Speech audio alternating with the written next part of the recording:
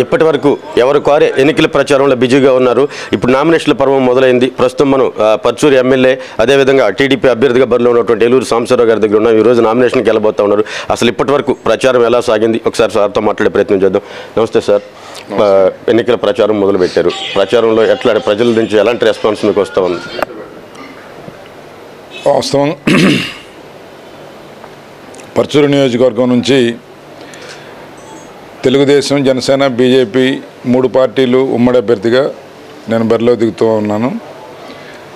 నిన్ననే నారా చంద్రబాబు నాయుడు గారి చేతుల మీదుగా బీఫామ్ తీసుకోవడం జరిగింది.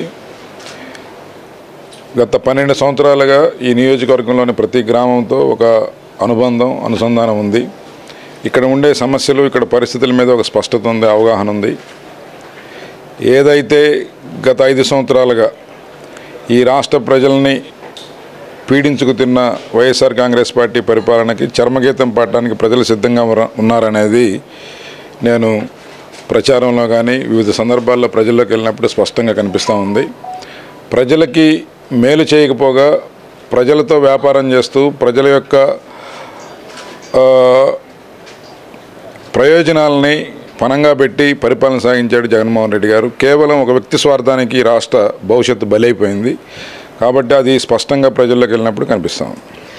ఉమ్మడి ప్రకాశం జిల్లా 12 నియోజకవర్గాలతో పోల్చుకుంటే పర్చూరు నియోజకవర్గంలో ఎక్కువ వైసీపీ నుండి టీడీపీకి వలసల పర్వం ఎందుకంటారు? గతంలో ఏదైతే వైసీపీ ప్రభుత్వం ఇక్కడ ఆర్థికంగా చాలామంది ఆర్థిక మూలాలు దెబ్బకొట్టే ప్రయత్నం చేశారు, అదేవిధంగా ఇప్పుడు ఎక్కువ మంది వలసలు జిల్లా వ్యాప్తంగా ఎట్లా పరిగణించవచ్చు దీన్ని?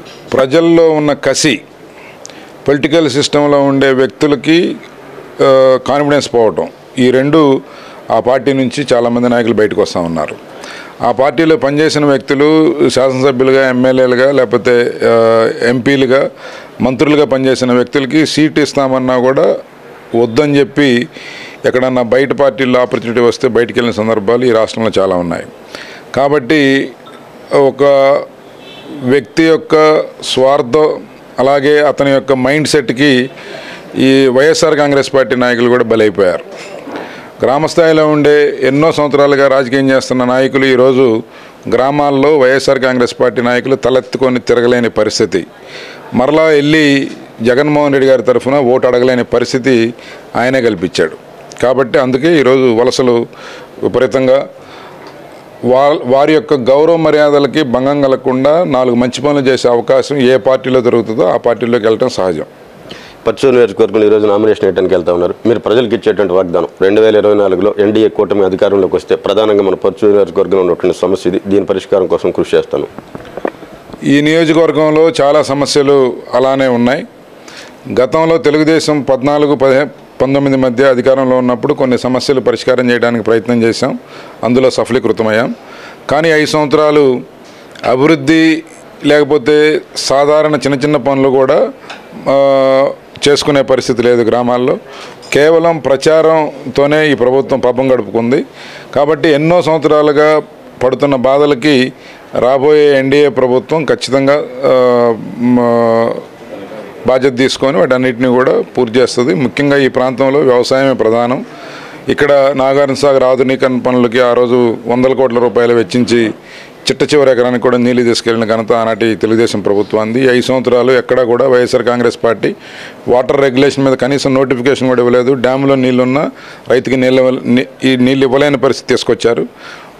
ఇంత దుర్మార్గ పరిపాలన, ఇంత చేతకాని పరిపాలన గతంలో స్వతంత్రం వచ్చిన తర్వాత ఆంధ్రప్రదేశ్ రాష్ట్రంలో జరగలేదు. కాబట్టి వాటన్నిటినీ మరలా రివైవ్ చేసి ప్రతి ఎకరానికి నీరు ఇచ్చే కార్యక్రమం, అలాగే నాగార్జున సాగర్ కుడి కాలువకి గోదావరి నీళ్లు తీసుకొచ్చి నకరేకల్ దగ్గర అనుసంధానం చేసే ప్రాజెక్టు కూడా కంప్లీట్ అయితే ఈ ప్రాంతం ప్రతి ఎకరం కూడా సస్యశ్యామలం అవుతుంది. అలాగే గుంటూరు ఛానల్ ఎక్స్టెన్షన్ కానీ, ఎత్తిపోతల పథకాలు కానీ, అలాగే అంతకుముందు గతంలో ఎన్టీఆర్ జలసిరి బోర్వెల్స్ కానీ, ఇట్లా సాగునీరు కానీ కల్పిస్తే ఇక్కడ రైతులు అద్భుతాలు చేస్తారు. కాబట్టి దాని మీద ఎక్కువ దృష్టి పెడతాం. అలాగే ఈరోజు యువత ఉద్యోగాలు లేక, ఉపాధి అవకాశాలు లేక రోడ్డున పడి ఉంది. ఎంతోమంది గ్రాడ్యుయేషన్ లేకపోతే ఇంజనీరింగ్, ఎంటెక్లు, బీటెక్లు చేసి కూడా ఈరోజు గ్రామాల్లో రైతు కూలీలుగా పనిచేస్తూ ఉన్నారు, ఆటోలు నడుపుకుంటూ ఉన్నారు, చిన్న వృత్తుల్లోకి వెళ్ళిపోతూ ఉన్నారు. ఈ పరిస్థితి మారాలంటే ఈ ప్రాంతంలో పారిశ్రామీకరణ జరగాలి, మంచి ఇండస్ట్రియల్ డెవలప్మెంట్ జరగాలి. కనీసం 5,000 మందికి ఉద్యోగ అవకాశాలు కల్పించే ఇండస్ట్రీ సముదాయం కానీ ఇండస్ట్రీ కానీ తీసుకురావడమే లక్ష్యంగా పనిచేస్తాం. ఇక్కడ పరుచూరు ప్రజలు ఏదైతే మీ అభిమానులు మా సాంబన్న 2024లో మళ్ళీ విజయం కొడతాడు, మంత్రిగా వస్తారు అని చెప్పినట్టున్నారు, వాళ్ళకి ఏం చెప్తారు మీరు మీ అభిమానులు? వారు నా మీద నేను రాజకీయాల్లోకి వచ్చిన దగ్గర నుంచి ఒక సాధారణ మధ్యతరగతి కుటుంబానికి చెందిన వ్యక్తిని వారు ఒక నమ్మకం పెట్టుకున్నారు, ఒక భరోసాతో ముందుకెళ్ళారు. నన్ను కూడా ఎంతో ప్రేమగా ఆప్యాయంగా ఒక నాయకుడిగా నిలబెట్టారు. వాళ్ళ రుణం ఖచ్చితంగా తీర్చుకుంటాను. Okay, thank you sir. మీరు అనుకున్నట్టుగా 2024లో మంచి విజయం సాధించి మీ పరుచూరు ప్రజలకి సాగునీరు తాగునీరు ఇవ్వాలని మనస్ఫూర్తిగా కోరుకుంటున్నాను. Thank you.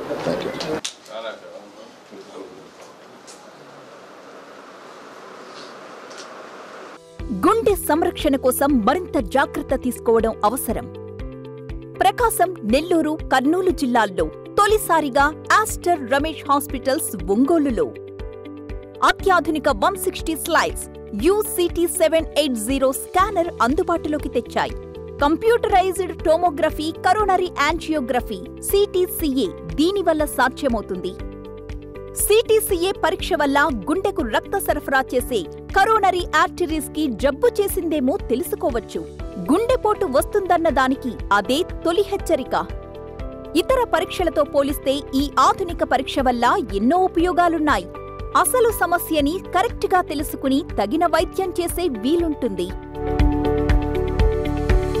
గుండెకు సంబంధించిన ఏ సమస్య ఉన్నా ఆస్టర్ రమేష్ హాస్పిటల్స్ మీకు కొండంత అండ. మీరు పూర్తిగా విశ్వసించదగ్గ అత్యాధునిక ఆసుపత్రి ఇది.